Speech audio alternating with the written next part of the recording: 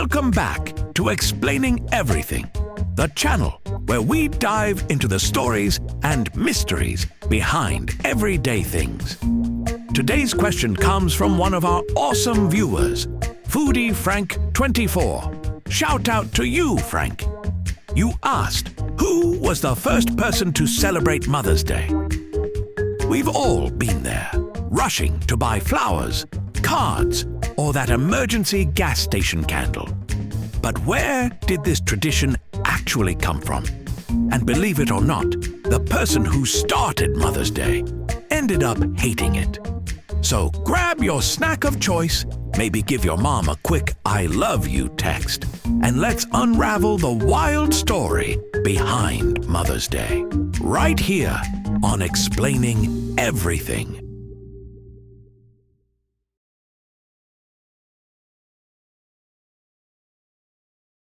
Before Mother's Day involved Hallmark cards and overpriced omelets, people were already honoring moms, just in very different ways. Let's go way back, like toga party back. In ancient Greece, people celebrated Rhea, the mother of the gods. If your kids are literal gods, you probably deserve more than a macaroni necklace.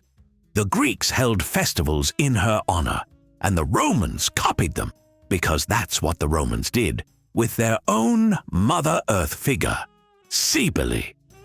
These celebrations weren't exactly brunchy.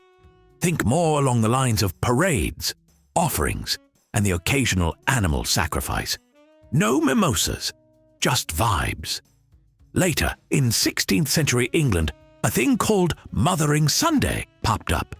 It was a religious celebration where people returned to their mother church, but it eventually turned into a day to visit actual mothers, especially if you were a servant and this was your only day off. Here's a cake, Mom. Now I gotta go scrub a fireplace for 14 hours. So, yeah, the idea of honoring moms existed, but it wasn't until one very determined woman came along that Mother's Day, as we know it, truly bloomed. Meet Anna Jarvis, born in West Virginia in 1864. Her mother, Anne Reeves Jarvis, was a powerhouse of a woman.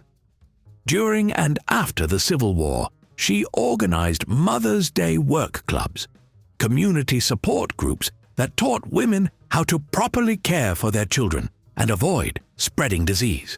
Basically, 19th century moms trying to stop the plague with boiled water and pure willpower. Anne Reeves Jarvis was a champion of mothers, and Anna absolutely adored her. So when her mother died in 1905, Anna wanted to do something big, something lasting, something more meaningful than a Facebook post with a picture of a flower and the caption, "Love you, Mom." In 1908, Anna organized the very first official Mother's Day celebration in Grafton, West Virginia. She handed out 500 white carnations, her mom's favorite flower, and gave a heartfelt speech about the importance of honoring the women who raise us. She wanted a day where we truly appreciate mothers, not just out of obligation, but with genuine gratitude. People loved the idea. I mean, who's gonna say no thanks to a day off and free flowers for Mom? Anna wasn't messing around. She went full campaign mode, writing letters, giving speeches, and pushing hard to make Mother's Day a national holiday. And surprisingly, it worked. In 1914, President Woodrow Wilson officially declared the second Sunday in May as Mother's Day in the United States.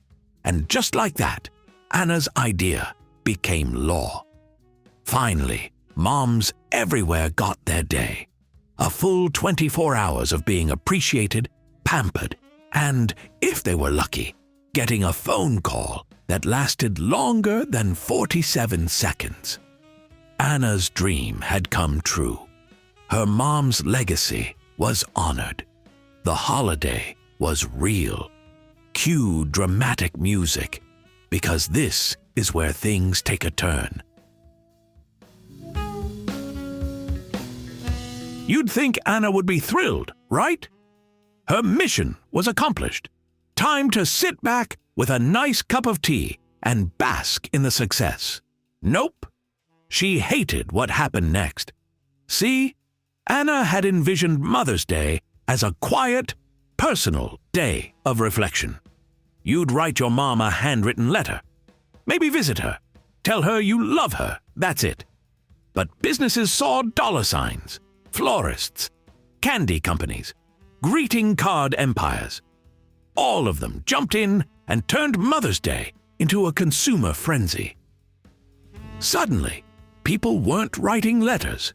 They were buying whatever was on sale at the mall 5 minutes before dinner.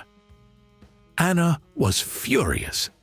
She called it a Hallmark holiday and spent the rest of her life trying to dismantle the thing she created. She boycotted events. She sued people. She literally got arrested for protesting a Mother's Day celebration that sold flowers. That's like opening a bakery, then flipping tables because people bought too many cupcakes. Despite Anna's rage, Mother's Day didn't go anywhere. It just kept growing. Today, more than 50 countries celebrate Mother's Day in some form. Some do it in May, some in March, and some, like Indonesia, do it in December. Probably just to mess with people trying to make a universal calendar. Different countries have their own spins. In Ethiopia, it's part of a 3-day festival with singing and dancing. In Thailand, it's celebrated on the Queen's birthday. In the US, it's about brunch reservations, text message chains, and arguing over who's paying for the family meal. No matter where you are, the heart of it is the same. Taking a day to say, "Thanks, Mom. You kept me alive, mostly fed, and you only threatened to disown me a few times.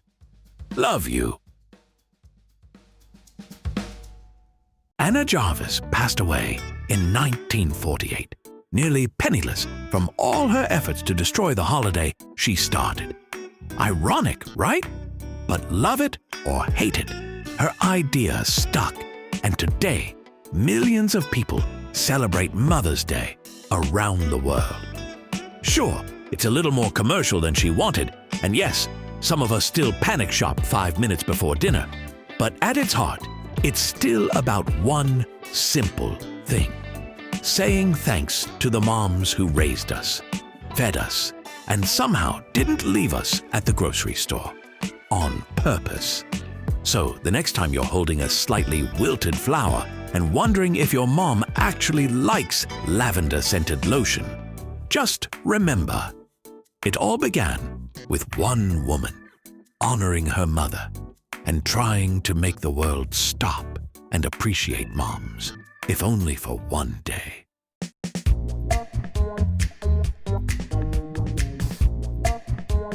If you enjoy this video, or ever awkwardly forgot Mother's Day and scrambled to make it up, please like and subscribe. Also, if you have suggestions for our next video, feel free to share them in the comments below. We'll be sure to give you an acknowledgement for your contribution. Thank you for tuning in, and join us next time here in the channel that answers all the why, what, who, where, and how questions you've always wondered about, here on Explaining Everything.